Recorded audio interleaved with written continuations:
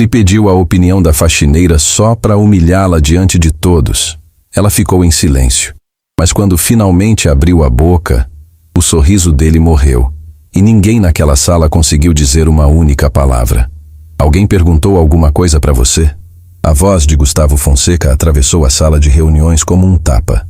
Seca, alta, calculada para ser ouvida por todos. Ele nem olhou para Renata quando disse isso. Estava recostado na cadeira, com os dedos entrelaçados sobre a mesa, o olhar fixo nos gráficos projetados na tela, enquanto um sorriso de canto se desenhava no rosto dele. O tipo de sorriso que não tem nada de gentil. Renata Duarte tinha acabado de colocar a garrafa térmica de café sobre a mesa. Estava ali para reabastecer as xícaras, como fazia todas as manhãs naquele andar da Fonseca Capital. Era sua rotina. Entrava, servia, saía, sem ser vista, sem ser ouvida. Como se não existisse. Mas naquela manhã, algo diferente tinha acontecido. Enquanto se aproximava da mesa para recolher uma xícara vazia, Renata ouviu Otávio Brandt, o diretor financeiro, dizer uma frase que fez o estômago dela gelar. Os números do grupo Mantovani estão sólidos. Podemos seguir com a aquisição sem reservas. Renata parou. Não de propósito. Não por decisão. O corpo simplesmente travou, porque ela sabia, com uma certeza que vinha de um lugar que ninguém naquela sala imaginava, que aquela afirmação estava errada. Completamente errada. E foi nesse instante, nesse meio segundo de hesitação, que Gustavo Fonseca anotou. O que foi? Ele disparou, virando a cadeira na direção dela. Por que você parou? A sala inteira congelou. Helena Matsuda, diretora de estratégia, levantou os olhos do tablet e olhou para Renata como quem olha para um inseto que entrou pela janela. Otávio parou de falar no meio da frase. Caio Monteiro, o analista mais jovem da mesa, abaixou a caneta e ficou imóvel, como se qualquer movimento pudesse atrair atenção indesejada. Ao todo, 8 pessoas sentadas naquela mesa, e todas, sem exceção, viraram os olhos para a mulher de avental que estava de pé com uma garrafa térmica na mão. Desculpa, senhor, Renata disse baixo, voltando a se mover. Eu já estava saindo. Não, Gustavo levantou a mão impedindo. O sorriso dele se alargou. E quando Gustavo Fonseca sorria daquele jeito, qualquer pessoa que o conhecesse sabia. Algo cruel estava por vir. Você parou quando o Otávio falou dos números. Eu vi. Você fez uma cara. Qual é o problema? Não gostou da análise? Uma risadinha escapou da ponta da mesa. Era Helena, que cobriu a boca com a mão e trocou um olhar divertido com Otávio. Ele não riu, mas também não demonstrou nenhum incômodo com a cena que se armava. Bernardo Vilar, diretor de Relações Institucionais, ajeitou os óculos e inclinou a cabeça, observando Renata como quem assiste a um experimento. Senhor, eu não... Fala, Gustavo cortou, a voz firme.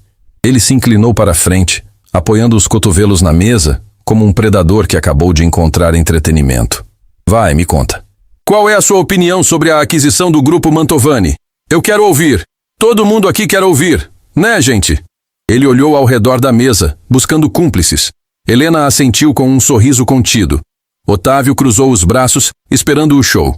Uma analista mais nova, Priscila Ramos, olhava para a própria pasta sem levantar os olhos. Caio Monteiro apertava a mandíbula, visivelmente incomodado, mas sem abrir a boca. Vai lá, Gustavo insistiu, gesticulando na direção de Renata com a palma aberta, como quem convida alguém ao palco. Dá sua análise. Mostra pra gente como a faxineira enxerga o mercado financeiro. Eu sou todo ouvidos. O silêncio que se instalou era pesado. Não era o silêncio confortável de uma pausa natural. Era o silêncio de uma arena onde todos sabem que alguém está prestes a sangrar e ninguém faz nada para impedir. Renata sentiu o rosto arder. Os dedos apertaram a alça da garrafa térmica com tanta força que os nós dos dedos doíam. O coração disparou. Cada célula do corpo dela gritava para abaixar a cabeça, pedir desculpa e sair daquela sala o mais rápido possível. Era o caminho seguro. O caminho que ela sempre escolheu. Meses ali naquele prédio servindo café, limpando mesas, recolhendo copos, sempre invisível, sempre em silêncio, sempre engolindo. Mas havia algo naquela manhã que era diferente. Talvez fosse o tom de Gustavo. Talvez fosse o riso de Helena. Talvez fosse a lembrança da voz de Dona Ivone, sua mãe, repetindo o que dizia desde sempre. Filha, humildade é não precisar provar nada para ninguém. Mas dignidade é nunca deixar ninguém te fazer de menos. Eu sou só a faxineira, senhor, Renata disse, a voz baixa, mas firme.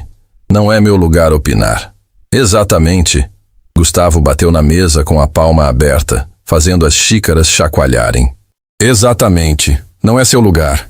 Mas você parou, você ouviu, e você fez uma cara como se soubesse de alguma coisa. Então agora eu quero saber. O que a moça do café acha que nós, que estudamos décadas para estar sentados aqui, estamos fazendo de errado? Helena soltou outra risadinha, dessa vez mais alta. Otávio descruzou os braços e se recostou na cadeira, os olhos fixos em Renata como quem espera a próxima cena de um filme que já sabe como termina. Bernardo Vilar balançava a cabeça lentamente, com um meio sorriso que parecia dizer: coitada. Vamos lá. Gustavo abriu os braços. Teatral. Sala inteira esperando. A palavra é sua. Me impressiona. Renata engoliu em seco. Olhou para a porta. Estava a menos de 10 passos de distância. 10 passos para a segurança. 10 passos para voltar a ser invisível. 10 passos para engolir mais uma vez e seguir com a vida. Mas então ela olhou para a tela. Os gráficos. Os números do grupo Mantovani projetados ali, enormes, coloridos, cheios de setas e projeções otimistas. E algo dentro dela. Algo que ela tentou silenciar por meses, por anos. Algo que ela enterrou debaixo de camadas de necessidade e sobrevivência, se recusou a ficar calado. Ela respirou fundo.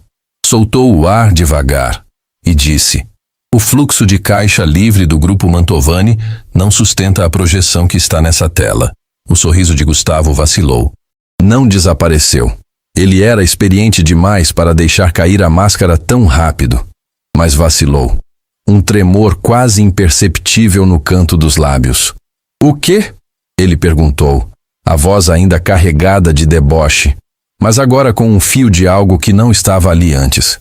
Renata não olhou para ele, olhou para a tela. E quando voltou a falar, a voz dela tinha mudado. Não era mais a voz baixa e cautelosa da faxineira que pedia desculpa por existir. Era outra voz. Uma voz que conhecia cada número daquela projeção melhor do que qualquer pessoa sentada naquela mesa.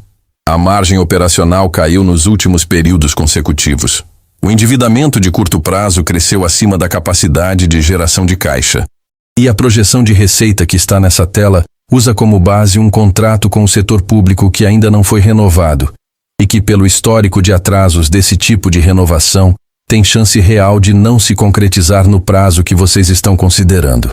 O silêncio que tomou conta daquela sala não era mais o silêncio de uma arena. Era o silêncio de um terremoto. Aquele instante absurdo em que o chão treme e todo mundo fica parado, sem saber se corre ou se fica, sem entender ainda o que está acontecendo. Helena Matsuda tirou as mãos do tablet. Otávio Brandt descruzou os braços e se inclinou para a frente, o rosto mudando de divertido para algo que parecia desconforto. Ou pior, reconhecimento. Bernardo Vilar parou de balançar a cabeça. Priscila Ramos finalmente levantou os olhos da pasta e olhou para Renata com a boca entreaberta. Caio Monteiro soltou a caneta, que rolou pela mesa sem que ninguém percebesse. Gustavo Fonseca ficou em silêncio por alguns segundos. Segundos que pareceram se arrastar. Os olhos dele estavam fixos em Renata, mas era como se ele estivesse processando algo que não cabia na cena que tinha montado. A faxineira, o avental, a garrafa térmica e aquelas palavras. Aquelas palavras que não deveriam existir na boca de alguém que limpa chão. Que brincadeira é essa? Ele disse finalmente, a voz mais baixa do que antes. O deboche ainda estava ali, mas tinha perdido a força. Era um deboche rachado, como uma máscara que começa a trincar. Quem te mandou fazer isso? Foi algum engraçadinho aqui da mesa que ficou ensaiando com a moça do café? Ele olhou para os executivos procurando confirmação, procurando alguém que sorrisse e dissesse que era uma pegadinha. Ninguém sorriu. Ninguém disse nada. Helena olhava para Renata com uma expressão que oscilava entre incredulidade e algo que se parecia com raiva. Raiva de quem percebe que foi pega de surpresa. Otávio esfregava a testa com a ponta dos dedos, os olhos fixos nos gráficos da tela, como se estivesse vendo aqueles números pela primeira vez.